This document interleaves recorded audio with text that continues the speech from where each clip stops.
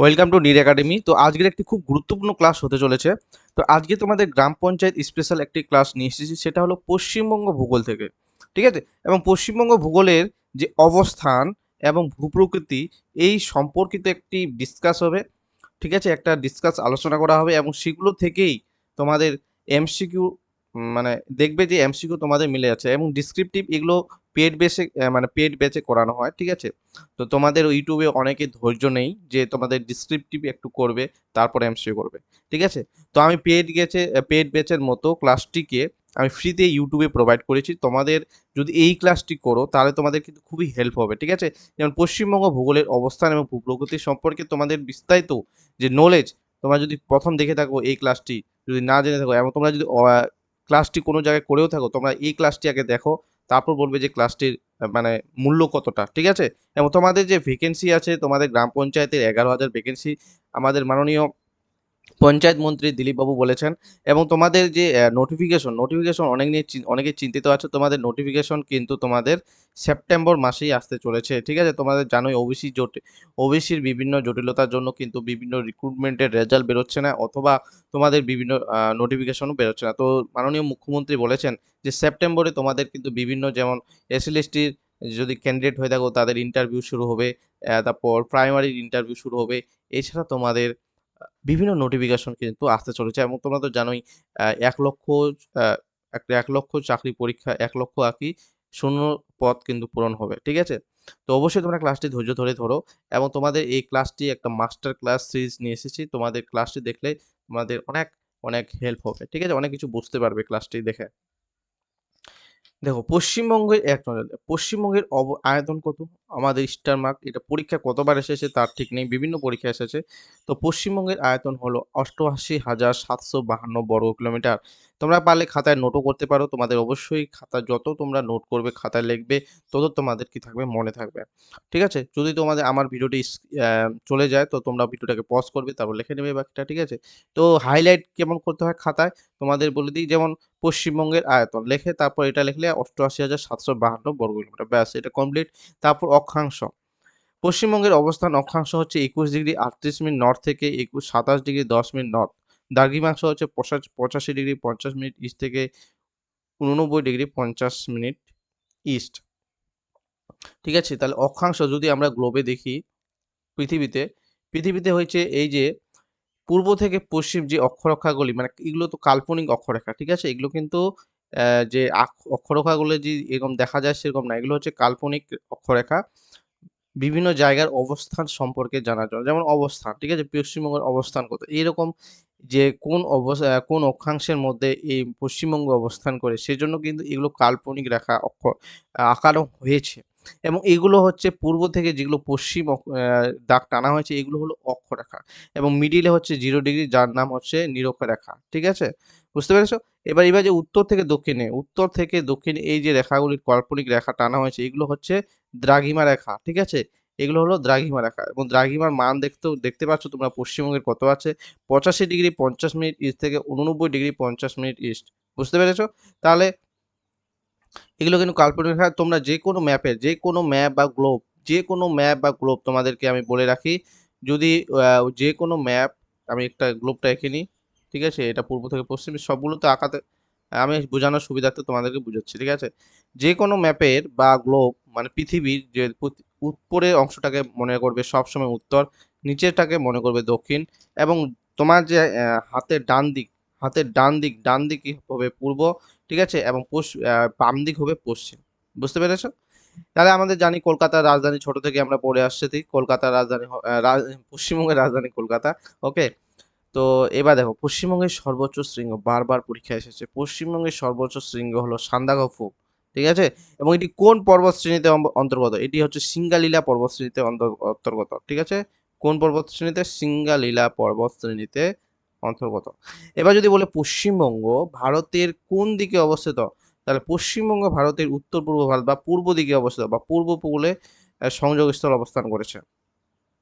যদি বলে ভারত, তাহলে পশ্চিমবঙ্গ ভারতের কোন দিকে অবস্থান? তাহলে কি হবে? পূর্ব দিকে অবস্থান করেছে।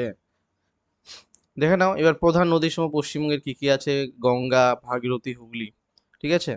এটা বিভিন্ন জায়গায় বিভিন্ন নামে পরিচিত। তোমরা জানো গঙ্গা নদীরই এটা 3টি নাম, তিস্তা, দামোদর, মহানন্দা, দক্ষিণে হচ্ছে বঙ্গোপসাগর। এই যে এখানে এই যে এটা আছে, এই সাগরটার নাম কি? বঙ্গোপসাগর। এই যে কালো অংশটা দেখতে পাচ্ছ, এই সাগরটার নাম হচ্ছে বঙ্গোপসাগর। আশা করছি এই স্লাইডটি আমি সম্পূর্ণ বিস্তারিত যেটা বললাম, আশা করছি তোমরা বুঝতে পেরেছো। নেক্সট স্লাইডে আমি যাব, সীমান্ত পরিচিত। আমাদের এখান থেকে কিন্তু একদম প্রতিটি ম্যাপের মাধ্যমে, দেখো কত ছবির মাধ্যমে তোমাদেরকে এনেছি। এই ক্লাস তোমাদেরকে কেউ দিতে পারবে না। ইউটিউবে আমি 100% গ্যারান্টি দিচ্ছি, এত সুন্দরভাবে বানিয়েছি। এবং এটা ক্লাস পেইড ক্লাস, আমি বারবার বলছি। আমি তোমাদেরকে যারা আছো, তোমাদের ইন্টারভিউ ব্যাচে, তোমাদের যে ইন্টারভিউ ব্যাচ না, মানে আমি প্লেলিস্ট করেছি, সেখানে ক্লাসগুলো দেখবে কি হারে আমি করেছি, ঠিক আছে? এইগুলো ক্লাস করলে তোমাদের কোনো আর কোথাও পেড বসে পড়তে হবে না। ইন্টারভিউর জন্য আপাতত বলছি, ইন্টারভিউর জন্য, ঠিক আছে? আমার ক্লাসগুলো দেখে নেবে, ডিসক্রিপশনে লিঙ্ক দেওয়া থাকবে। আচ্ছা, এবার দেখো 5টি প্রতিবেশী রাজ্য। পশ্চিমবঙ্গের 5টি, কয়টি প্রতিবেশী রাজ্য? 5টি রাজ্য, ঠিক আছে? তাহলে আমাদের কি কি আছে? সিকিম, বিহার, ঝাড়খণ্ড, উড়িষ্যা, অসম। যদি বলে পশ্চিমবঙ্গের কোন রাজ্যের সাথে বেশি দৈর্ঘ্যের সীমানা অধিকার করে রাখেছে, সীমানা বিস্তার লাভ করেছে, তাহলে কি হবে? এটা হবে ঝাড়খণ্ড রাজ্য। তাহলে ঝাড়খণ্ড রাজ্যের সঙ্গে কিন্তু অনেক সীমানায় ইয়ে করেছে, বুঝতে পেরেছো? তাহলে ঝাড়খণ্ড রাজ্যের সঙ্গে কি অনেক দৈর্ঘ্য বিস্তার শেয়ার করেছে। এবার যদি বলে সব থেকে কম, তাহলে কি হবে? তাহলে সব থেকে কম হবে সিকিম।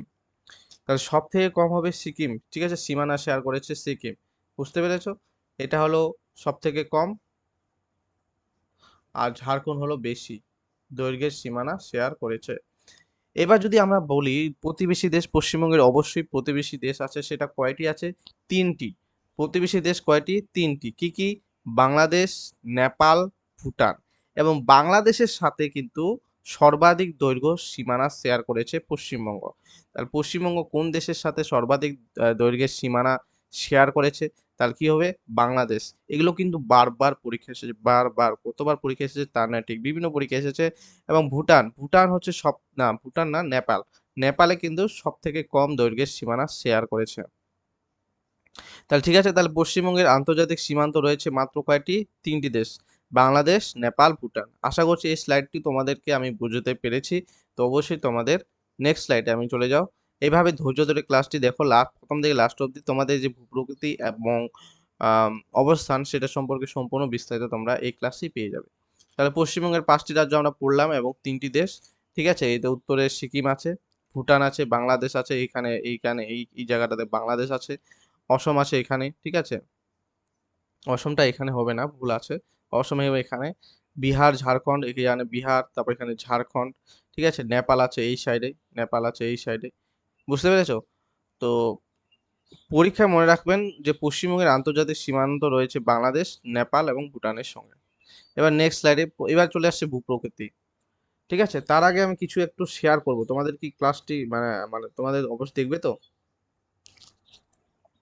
দেখো, এই যে পশ্চিমবঙ্গের আমি একটু আরো এক্সট্রা তথ্য তোমাদেরকে দিচ্ছি, ঠিক আছে? এই ক্লাসটি তোমরা দেখো, লাস্ট অবধি বুঝতে পারবে কি হারে আমি ক্লাসটি করাচ্ছি। দেখো, পশ্চিমবঙ্গের এই যে উত্তর, এটা আমি বলেছি যে কোনো ম্যাপের উপর দিক হলো উত্তর, দক্ষিণ এটা হলো পূর্ব, এই সাইডটা পূর্ব দিক, আর এটা হচ্ছে পশ্চিম দিক, ঠিক আছে? তাহলে দেখো, এই উত্তর থেকে দক্ষিণে বিস্তার কত কিলোমিটার, ঠিক আছে? এবং পূর্ব থেকে পশ্চিমে বিস্তার কত কিলোমিটার? তাহলে উত্তর থেকে যে দক্ষিণ বিস্তার হলো 623 কিলোমিটার। কত কিলোমিটার? 623 কিমি। এবং পূর্ব থেকে পশ্চিমে বিস্তার হলো 320 কিলোমিটার, ঠিক আছে? 320 কিলোমিটার। তাহলে এটা মনে রাখার ট্রিক কি? তোমরা দেখো 2 3 কত হয়? 6। এখানেও কিন্তু 3 2 6, তো এখানে 0, এরকম মনে রাখবে, ঠিক আছে? 623, ঠিক আছে? 623 কি হয়? 2 3 6, ছয়টাকে আগে দিবে বড় সংখ্যা, যেহেতু দৈর্ঘ্য তো বড়ই হয়, তাহলে 623। এবং তোমরা এটাকে উল্টে দিবে 320, মনে রাখবে, ঠিক আছে? এটাও 3 2 6, তাহলে এখানে 6 থেকে এখানে 6 চলে আসছে, তাহলে এখানে পরে শূন্য হয়ে যাচ্ছে, বুঝতে পেরেছো? এভাবে তোমরা ট্রিক করে মনে রাখতে পারো। এবার চলে আসি ভূপ্রকৃতি। ভূপ্রকৃতি মূলত 3টি ভাগে ভাগ করা যায়, ঠিক আছে? তো আমি এখানে অনেকগুলি ভাগ করেছি। তো তোমাদের আহ পার্বত্য অঞ্চল, দার্জিলিং এ হিমালয় পার্বত্য অঞ্চল, 2 নাম্বার তরাই ও ডুয়ার্স অঞ্চল, 3 নাম্বার হলো উত্তরবঙ্গের সমভূমি অঞ্চল, 4 নাম্বার রাঢ় অঞ্চল, 5 নাম্বার হলো গাঙ্গেয় বদ্বীপ অঞ্চল, 6 নাম্বার হলো সুন্দরবন অঞ্চল, 7 নাম্বার হলো উপকূলীয় সমভূমি অঞ্চল। পরীক্ষার প্রস্তুতি ভূপ্রকৃতির 7টি প্রধান ভাগে ভাগ করা সুবিধাজনক, ঠিক আছে? এবং বিভিন্ন বিস্তারিত সম্পর্কে আমরা এগুলো জানবো এখন। দেখে নাও ভূপ্রাকৃতিক বৈচিত্র্য, এই 3635, ঠিক আছে? 3635 বা 3636 ধরতে পারো, ঠিক আছে? তাহলে 3636 এটা কেন মিটার থেকে শূন্যে অবতরণ, মানে এই যে পর্বতশৃঙ্গ সবথেকে উঁচু পর্বতশৃঙ্গের নাম কি বলো? পশ্চিমবঙ্গের সর্বোচ্চ পর্বতশৃঙ্গের নাম আমরা একটু আগে জানলাম। এখান থেকে 3636 মিটার দার্জিলিং হিমালয় থেকে এখানে এই যে নিচে, ঠিক আছে, উপকূলীয় বা বঙ্গোপসাগর পড়েছে। তো এটা হচ্ছে সিঙ্গালিলা পর্বতশ্রেণী, ঠিক আছে? সিঙ্গালিলা পর্বতশ্রেণী হচ্ছে অবস্থিত সান্দাকফু, ঠিক আছে? বুঝতে পেরেছো? তাহলে সিঙ্গালিলা পর্বতশ্রেণী দার্জিলিং হিমালয় তো অন্তর্গত অবশ্যই, তার মধ্যে সিঙ্গালিলা পর্বতশ্রেণী উচ্চতম হলো সান্দাকফু।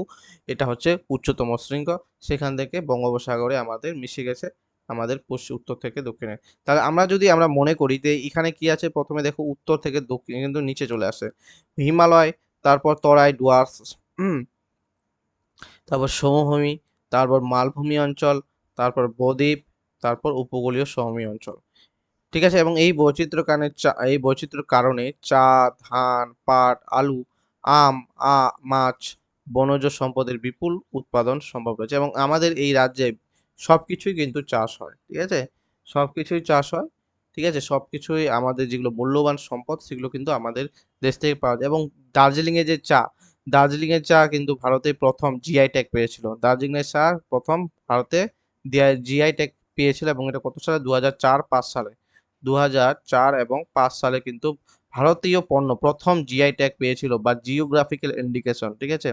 তো জিআই ট্যাগ পেয়েছিল কিন্তু এই আমাদের পশ্চিমবঙ্গের দার্জিলিং জেলা কিন্তু চা। বুঝতে পেরেছো? নেক্সট, দার্জিলিং হিমালয় পার্বত্য অঞ্চল। দেখো বৈশিষ্ট্য কি, অত্যন্ত উঁচু ঢাল এবং ধাপে ধাপে নামা ভূমি, ঠিক আছে? বুঝতেই পারছো হিমালয় পার্বত্য মানে অবশ্যই উঁচু হবে, পাহাড়ি নদী এবং ঝর্ণায় পরিপূর্ণ থাকবে, শীতল জলবায়ু, চা চাষ এবং পর্যটনের জন্য বিখ্যাত, এবং আমরা অনেকেই কিন্তু দার্জিলিং এ যাই পাহাড়ের সৌন্দর্য দেখতে, ঠিক আছে? এবং ভূমিকম্প প্রবণ অঞ্চল, অবশ্যই পাহাড় যেহেতু, অবশ্যই ভূমিকম্প প্রবণ অঞ্চল। দেখো সান্দাকফু হলো সর্বোচ্চ শৃঙ্গ, উচ্চতা 3636 মিটার, আমি এইভাবেই মনে রাখি, তোমরা এইভাবেই মনে রাখবো, 3636 মিটার বা 3636 মিটার, ঠিক আছে? এবার তোমাদের বলবো যে গঙ্গা নদীর একটা আহ, গঙ্গা নদীর দৈর্ঘ্য কত? গঙ্গা নদীর দৈর্ঘ্য হলো 25-25 কিমি, আমি এইভাবেই তোমাদেরকে মনে রাখতে বলবো, তাহলে তোমাদের সহজ হবে। 2525 কিমি, কিন্তু 25-25 কিমি, ঠিক আছে? আমাদেরকে তো পরীক্ষার নাম্বার পেতে হবে, আমি যেভাবেই মনে রাখি, তাই কি না? তো অবস্থান কি, সিঙ্গাইলা পর্বতশ্রেণীতে অবস্থিত সান্দাকফু। বুঝতে পেরেছো? এবার যদি তোমাদেরকে বলি যে পশ্চিমবঙ্গের দ্বিতীয় সর্বোচ্চ শৃঙ্গের নাম কি, বলো? পশ্চিমবঙ্গের, ক্লাসটি কিন্তু একটু লেন্দি হবে, ঠিক আছে? ধৈর্য ধরে দেখো। পশ্চিমবঙ্গের দ্বিতীয় পর্বত শৃঙ্গের নাম কি? পশ্চিমবঙ্গের দ্বিতীয় পর্বত শৃঙ্গের নাম হবে ফালুট, ঠিক আছে? কি? ফালুট। নেক্সট, তরাই এবং ডুয়ার্স অঞ্চল। তরাই কোন দিক, ডুয়ার্স কোন দিক, ঠিক আছে? তিস্তা নদীর পশ্চিম ভাগ হলো তরাই এবং পূর্ব ভাগ হলো ডুয়ার্স, ঠিক আছে? এই যে পশ্চিমবঙ্গের উপর দিয়ে এরকম যে নদীটি, তিস্তা নদী পেরিয়েছে, এই দিকের অংশটা হলো তরাই এবং এই দিকের অংশটা হলো ডুয়ার্স। তার তরাই শব্দের অর্থ হলো অপেক্ষাকৃত নিচু এবং স্যাঁতসেঁতে ভূমি, এটাগুলো কিন্তু আসে কিন্তু পরীক্ষা, ঠিক আছে? তরাই শব্দের অর্থ কি? ডুয়ার্স। ডুয়ার্স হলো হিমালয়ের পলিতে গঠিত অত্যন্ত উর্বর মাটি, ঘন বনভূমি, হাতি, গন্ডার সহ বন্যপ্রাণী আবাসস্থল, ঠিক আছে? বুঝতে পেরেছো? এবং চা বাগানের জন্য বিখ্যাত। প্রধান নদীসমূহ কি? তিস্তা, তরসা, জলঢাকা, রায়ডা, কালজানি, সংকোষ, ঠিক আছে? বুঝতে পেরেছো? এবং ডুয়ার্স শব্দের অর্থ কি? ডুয়ার্স শব্দের অর্থ হলো দ্বার বা প্রবেশদ্বার, ঠিক আছে? দ্বার বা প্রবেশদ্বার, এটি মূলত ভুটানের পাহাড়ে থেকে সমতল নামার দরজা। এবং ডুয়ার্স শব্দটি কোন কার সাথে যুক্ত, এটা মনেও রাখতে পারো যে ভুটানের সম্পর্কে, ভুটানের সাথে জড়িত।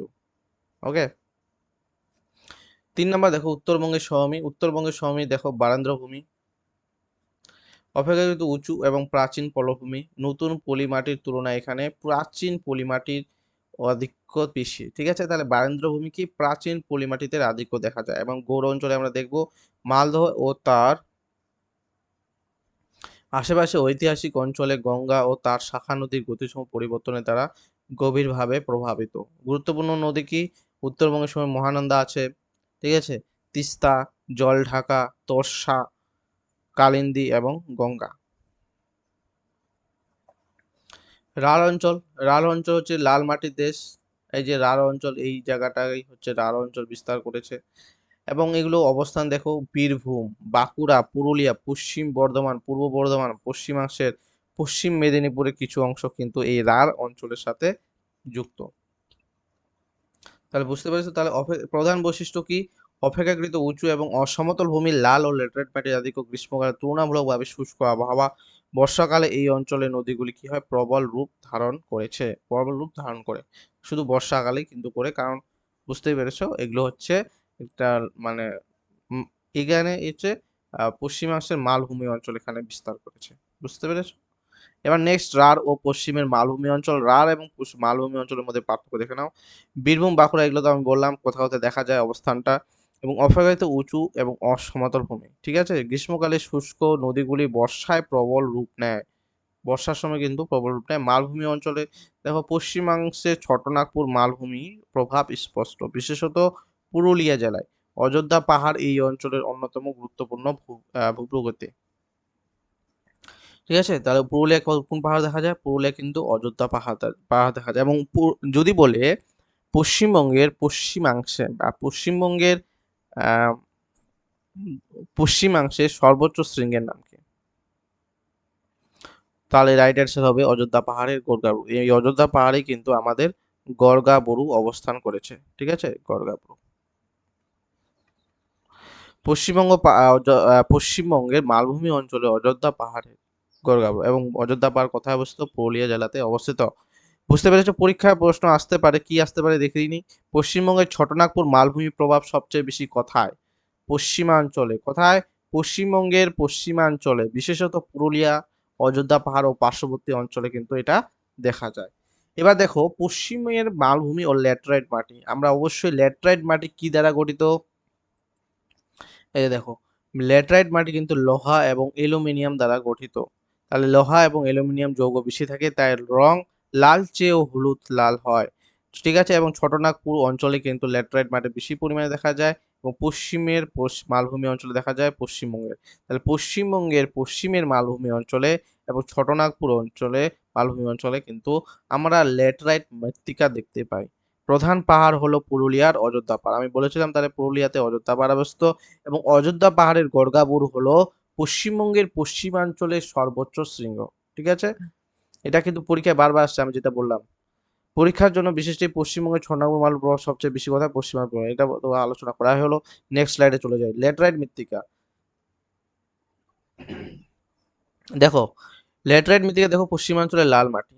তো আমরা ল্যাটেরাইট মানে তো লাল মাটির দেখতে একটু আগে আমি আলোচনা করেছি, এবং মাটিটা এরকম দেখতে হয়। দেখো ছবির মাধ্যমে তোমাদের জন্য নিয়ে এসেছি, ঠিক আছে, ঠিক আছে। দেখো রং রাসায়নিক গঠনের কারণে মাটির রং লালচে বা হলদে লাল হয়।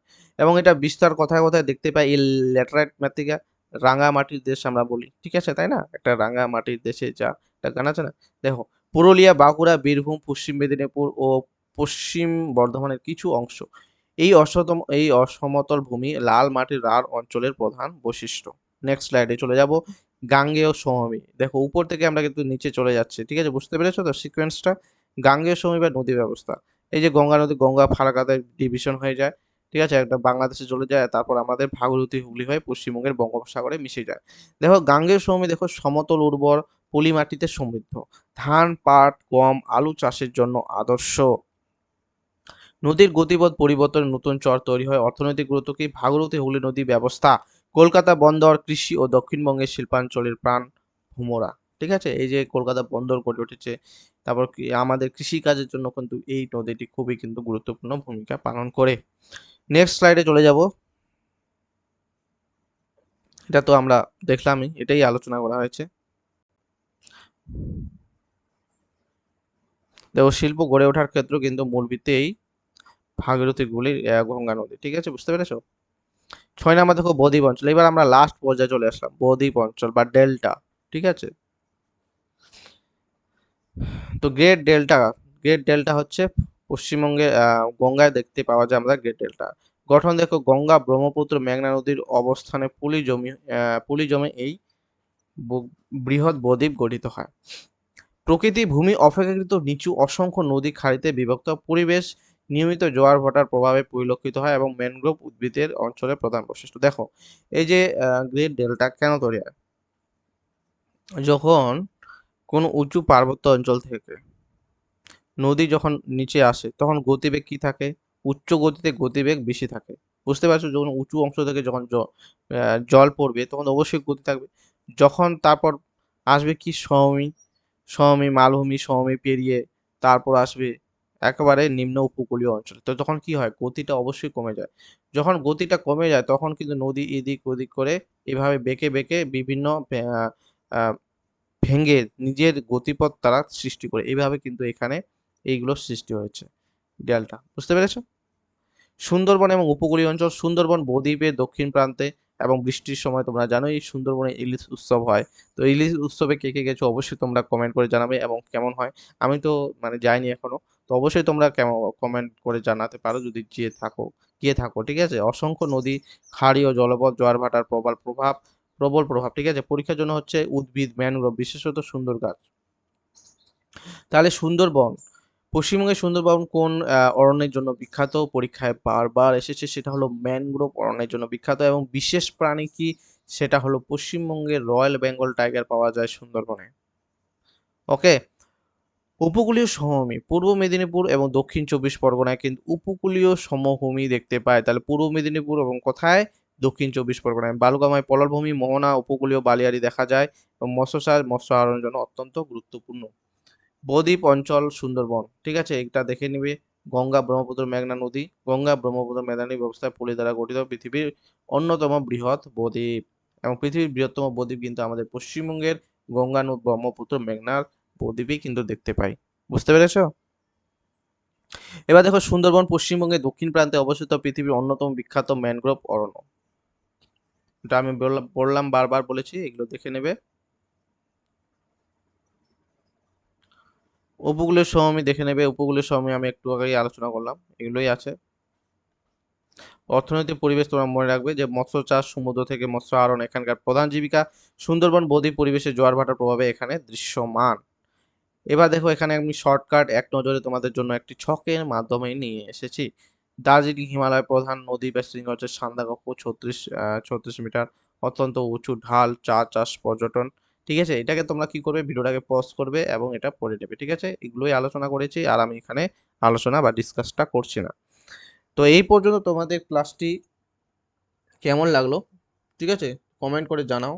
কমেন্ট করে না তোমরা লাইক দাও। ঠিক আছে, তোমরা এতদূর যেহেতু করেছো, যদি লাইক না দিতে থাকে, এত কষ্ট করে তোমাদের জন্য ক্লাসটি প্রোভাইড করা হচ্ছে, লাইক করবে। এবং এরকম ক্লাস চাও কি না, ঠিক আছে, তোমাদের উপর ডিপেন্ড করবে। তো এরকম ক্লাস পেতে অবশ্যই তোমরা বলবে কমেন্ট করে যে স্যার আমাদের এরকম টপিক ওয়াইজ, ঠিক আছে, আমরা তো টপিক ওয়াইজ এটা মানে ক্লাসটা করেছি। তো টপিক ওয়াইজ ক্লাস দিন, যাতে মানে পেড ক্লাসের মতো, ঠিক আছে, এগুলো তো পেড ক্লাসের মতোই ম্যাটেরিয়াল তৈরি করা হয়েছে। তো অবশ্যই তোমাদেরকে কমেন্ট করে জানাতে হবে এবং আমি টপিক ওয়াইজ আমি দিচ্ছি। এবং তোমরা অবশ্যই এখান থেকে দেখলে লাইক করো এবং চ্যানেলে প্রথম হলে অবশ্যই চ্যানেলটিকে সাবস্ক্রাইব করে এরকম ক্লাস পেতে, এবং শেয়ার করো বন্ধুদের সাথে। ঠিক আছে, তো এবার শুরু করব এমসিকিউ। এখানে টোটাল 30টি এমসিকিউ আছে। ঠিক আছে, টোটাল 30 এমসিকিউ আছে। তো অবশ্যই তোমাদের একটু জল টল খেয়ে নাও, আমি একটু জল খাই।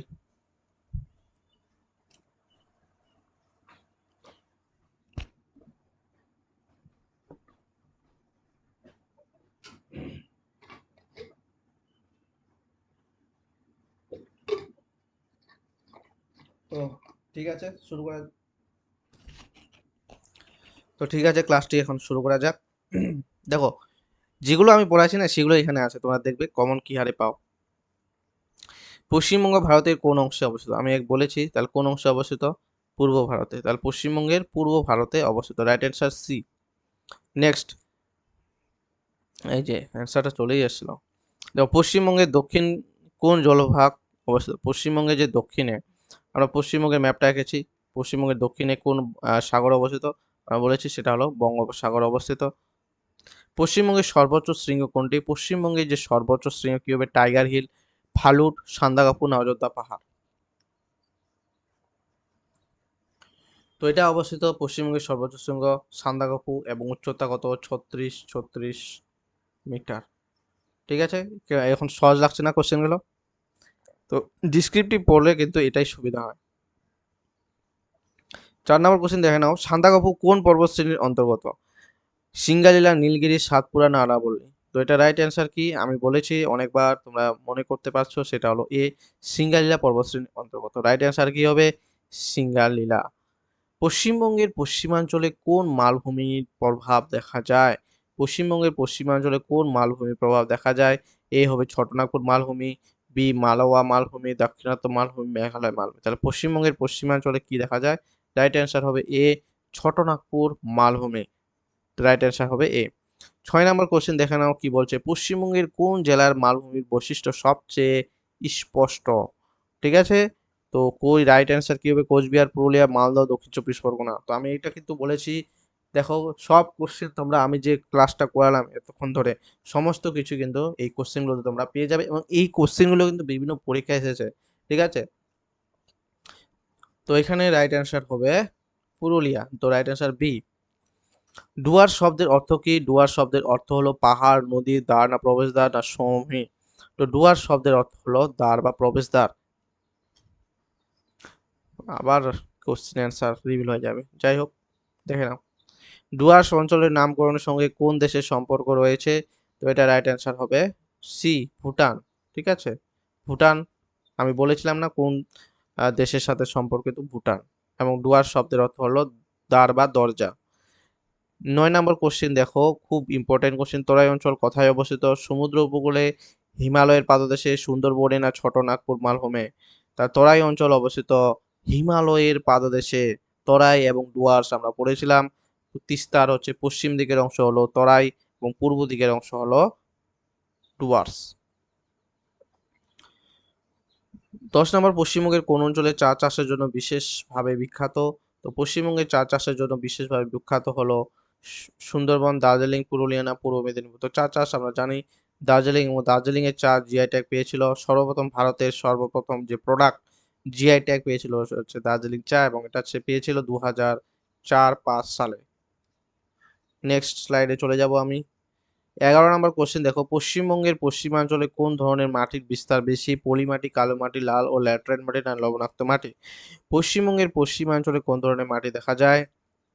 তো আমি মালভূমি অঞ্চলে কি দেখা যায়? ল্যাটেরাইট মাটি, লাল ও ল্যাটেরাইট মাটি। একটু আগে আমি অনেকক্ষণ ধরে এটা বলেছি। দেখো 12 নম্বর কোশ্চেন, নিচের কোনটি পশ্চিমবঙ্গের পশ্চিমাঞ্চলের একটি গুরুত্বপূর্ণ ভূপ্রাকৃতিক বৈশিষ্ট্য? প্রবাল প্রাচীর, মালভূমি ও উঁচু নিচু ভূমি, মরুভূমি না হিমবাহ? তো এটা রাইট অ্যান্সার কি হবে? নিচের কোনটি? তাহলে কি হবে? মালভূমি বা উঁচু নিচু ভূমি।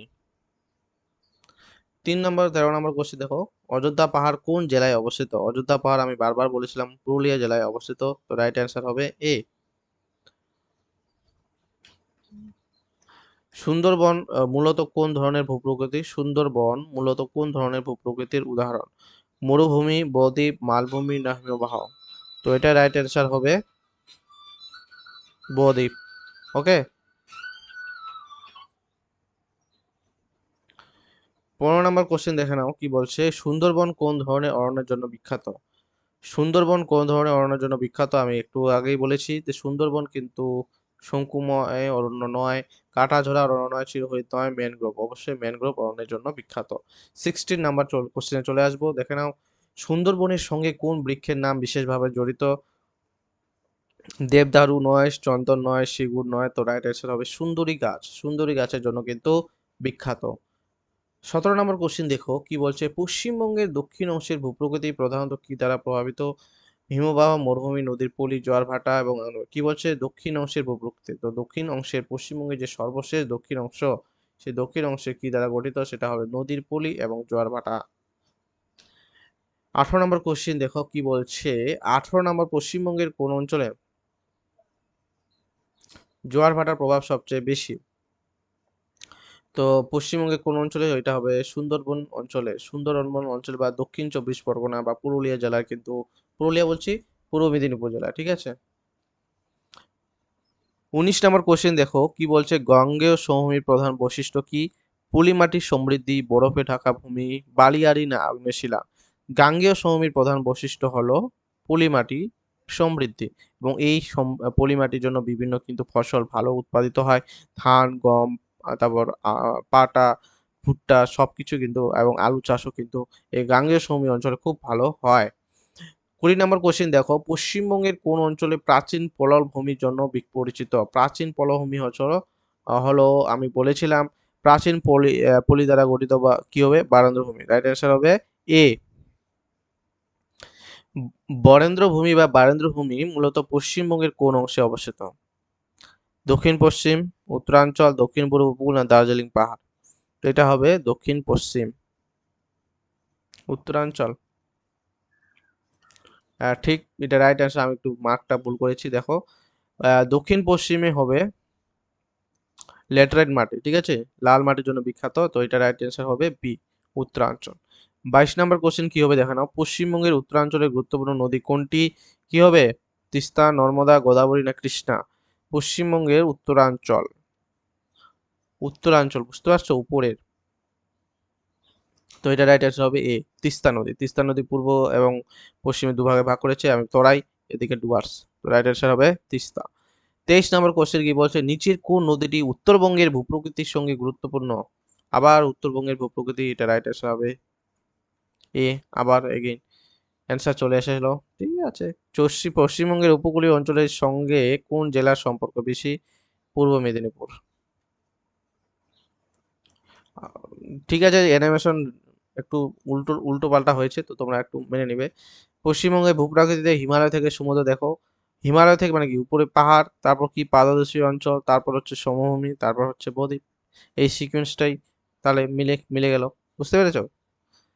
২৬ নম্বর কোশ্চেন দেখে নাও, পশ্চিমবঙ্গের ভূপ্রকৃতির বৈচিত্র্য প্রধান কারণগুলি কি? পশ্চিমবঙ্গের ভূপ্রকৃতির বৈচিত্র্যের প্রধান কারণগুলি হলো হিমালয় থেকে বঙ্গোপসাগর পর্যন্ত বিস্তৃত অবস্থান। তো এটা রাইট অ্যান্সার হবে বি। ২৭ নম্বর কোশ্চেন দেখে নাও, পশ্চিমবঙ্গের কোন অঞ্চলে ম্যানগ্রোভ উদ্ভিদ জন্মানোর জন্য অনুকূল পরিবেশ রয়েছে? তাহলে ম্যানগ্রোভ অরণ্যের জন্য কিন্তু গঠিত হয়েছে সুন্দরবন, এবং সুন্দরবনের সুন্দরী গাছ, এবং সুন্দরী গাছের জন্য সেই জায়গার নাম করা হয় সুন্দরবন। বুঝতে পেরেছো? ২৮ নম্বর কোশ্চেন কি বলছে, পশ্চিমবঙ্গের ভূপ্রকৃতির ক্ষেত্রে রাঢ় অঞ্চল প্রধানত কোন অংশে বিস্তৃত? রাঢ়, ঠিক আছে? তাহলে রাঢ় অঞ্চল কি হবে? পশ্চিম, মধ্য পশ্চিমবঙ্গের শুধুমাত্র উত্তরে পাহাড়, শুধুমাত্র সুন্দরবন, শুধুমাত্র উপকূলে? তো এটা রাইট অ্যান্সার হবে এ, পশ্চিম ও পশ্চিম মধ্য, মধ্য পশ্চিম অংশে। ২৯ নম্বর কোশ্চেন, নিচের কোন জোড়াটি সঠিকভাবে মেলানো হয়েছে? সান্দাকফু সুন্দরবন, ডুয়ার্স হিমালয়ের পাদদেশ, অযোধ্যা পাহাড়, দার্জিলিং? সুন্দরবন ছোটাকুড়ো, এটা তো মিল যাচ্ছে না, এটাও মিল যাচ্ছে না। সান্দাকফু সুন্দরবন নয়, এটা রাইট, ডুয়ার্স হিমালয়ের পাদদেশে। তো রাইট অ্যান্সার হবে বি। ৩০ নম্বর কোশ্চেন দেখে নাও কি বলছে, নিচের কোনটি পশ্চিমবঙ্গের ভূপ্রকৃতির উত্তর থেকে দক্ষিণের সঠিক ক্রম? আবার একই রকম কোশ্চেন, এটা হিমালয়, তরাই, ডুয়ার্স, সমদ্বীপ। ঠিক আছে। তো এই ছিল 30 কোশ্চেন। তোমাদের কেমন লাগলো অবশ্যই তোমরা কমেন্ট করে জানাবে। এত তোমাদেরকে মেহনত করে তোমাদেরকে মানে বানানো হচ্ছে, প্রোভাইড করা হচ্ছে, এরকম ক্লাস পেতে চাও কিনা?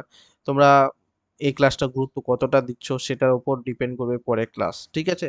তো অবশ্যই তোমাদের চ্যানেলে প্রথম হলে অবশ্যই চ্যানেলটিকে সাবস্ক্রাইব করবে।